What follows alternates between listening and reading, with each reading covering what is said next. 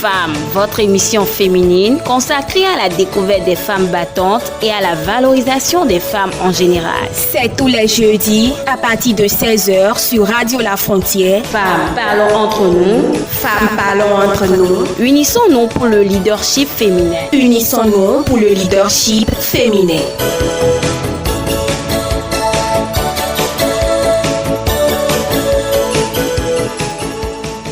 Mesdames et messieurs, bonsoir et merci de prendre le rendez-vous de ce premier numéro de votre émission Entre femmes qui n'est consacrée qu'au décryptage des faits qui ont rapport avec les femmes et celles qui œuvrent pour l'épanouissement des femmes.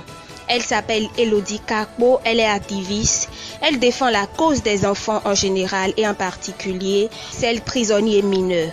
Elle est l'invitée de ce tout premier numéro. Elodie Kakpo, bonsoir. Bonsoir, madame la journaliste. Alors dites-nous, pourquoi avez-vous choisi de défendre la cause des prisonniers mineurs et non des prisonniers en général? Madame la journaliste, tout est parti d'un vécu. Il y a forcément une situation qui nous marque dans la vie, quelque chose qui fait forcément qu'on décide de faire quelque chose pour changer. Alors si j'ai décidé de m'occuper des prisonniers mineurs, uniquement que de m'occuper ou que de généraliser, c'est parce que tous les enfants ont le droit à une seconde chance, à une éducation, surtout à la seconde chance. Moi, ça me tient vraiment pas à cœur. Peut-être prenons un enfant qui a 17 ans parce que déjà c'est à partir de 18 ans qu'on considère quelqu'un qui est majeur. Un enfant de 17 ans, cette personne n'est pas forcément assez intelligent, n'a pas une psychologie forcément évoluée, ou certaines situations ont un impact dans sa vie, ce qui l'a poussé à commettre un crime. Alors, j'ai décidé plutôt de m'occuper des prisonniers mineurs pour leur permettre d'avoir une seconde chance, de leur permettre de se réinsérer dans la vie active pour qu'ils deviennent des ambassadeurs. Quand je parle d'ambassadeurs, en termes d'ambassadeurs, c'est-à-dire qu'ils aillent dans les écoles, qu'ils aillent dans les rues, prendre d'autres enfants, les sensibiliser sur la conséquence de la délinquance juvénile. Et l'objectif principal, c'est qu'il y ait en fait 0 mineur dans les prisons du monde entier d'ici l'horizon 2060. Voilà, vous avez voulu leur donner une seconde chance. Et comment voulez-vous atteindre ces objectifs? Comment pensez-vous atteindre vos objectifs? Voilà. D'abord, il faut dire que c'est très difficile.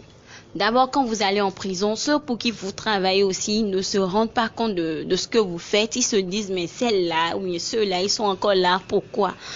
Pour atteindre les objectifs, il faut forcément franchir assez d'obstacles. Alors, je vais dire, je ne vais pas lâcher prise. Il faut forcément continuer parce que c'est dans la persévérance qu'on trouve des résultats qu'on attend. Il faut forcément que je persévère, que voilà, j'ose en fait. Il faut forcément que j'atteigne un niveau donné. Quand je parle d'atteindre un niveau donné, il faut forcément que je touche la psychologie surtout de ces enfants, que je travaille avec eux pour qu'ils se redonnent confiance en eux. Parce que la prison, c'est un monde à part. Quand vous allez en prison, on vous dira que les mineurs ont leur quartier à part, mais ils fréquentent la même cour, soit ils sont dans la même cour que les prisonniers majeurs en griffe. Donc ceux-là vont les contaminer, c'est-à-dire ils vont leur faire développer d'autres vices. Si l'enfant avait volé un bœuf, un œuf, on va lui apprendre à voler un bœuf plus tard demain.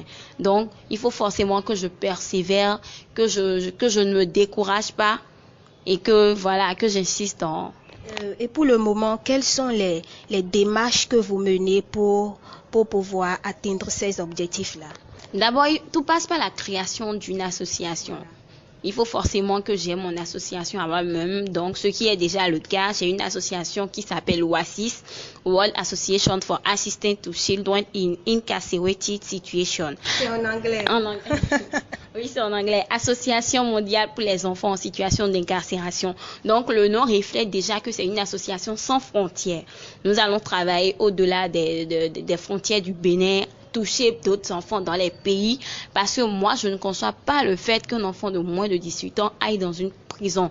Plutôt, nous travaillons à créer un centre d'éducation. Et il faut l'avouer, le premier centre d'éducation dans tout le monde entier, dans l'Afrique en général.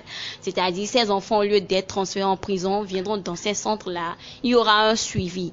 sur le plan psychologique, la réinsertion, l'éducation, mais tout va commencer d'abord par la psychologie, étudier le comportement de l'enfant, qu'est-ce qui l'a amené forcément à commettre tel ou tel crime, est-ce un vécu ou soit parfois aussi nos parents aussi nous amènent à commettre quelque chose. Un enfant peut-être dont les parents divorcent, la mère s'est remariée et il ne s'est pas encore remis de ce traumatisme-là et sa mère va accoucher un autre enfant. Peut-être d'abord la haine qu'il avait envers son père, il peut porter, ou soit cette même haine, il peut l'entraîner et faire quelque chose de mal à son demi-frère-là. Donc, c'est un long processus quand même. Alors, je rappelle que nous sommes sur l'émission Entre femmes sur Radio La Frontière et elle est notre invitée du jour. Elle s'appelle Elodie Kakbo. Alors, Elodie, dites-nous, on dit souvent que les femmes rencontrent de sérieux problèmes quand elles décident d'avancer dans la vie. Vous, est-ce que dans votre projet, dans votre objectif, vous ne rencontrez pas de ces problèmes-là? On dit souvent que les femmes, il faut qu'elles donnent ce qu'elles ont de naturel à des sponsors, à des personnes pour pouvoir bénéficier de leurs aides. Est-ce que vous n'arrivez pas, vous ne rencontrez pas ces problèmes sur votre chemin? Le mal est partout, c'est général. Quand tu es femme, c'est forcé. Quand tu vas vers une autorité, on te dit, demoiselle, nous apprécions votre projet, mais il faut forcément nous servir quelque chose. Et quand on parle de service, même si c'était de l'argent, ce serait compréhensible. Mais on vous dit de donner ce que vous avez de plus cher. Vraiment, ça fait partie des obstacles majeurs que je rencontre actuellement.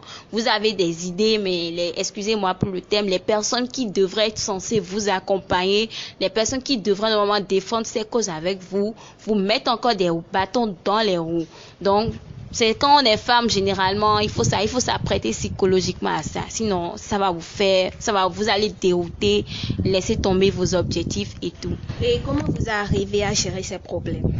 La vie, elle est très simple. Moi, je laisse tomber. Je préférerais me battre honnêtement, voir ou soit avoir ce que je veux et plus tard te dire, voilà, sans toi, je suis arrivée. Tu m'as dit non, mais voilà, grâce à ton non, je suis à un stade donné.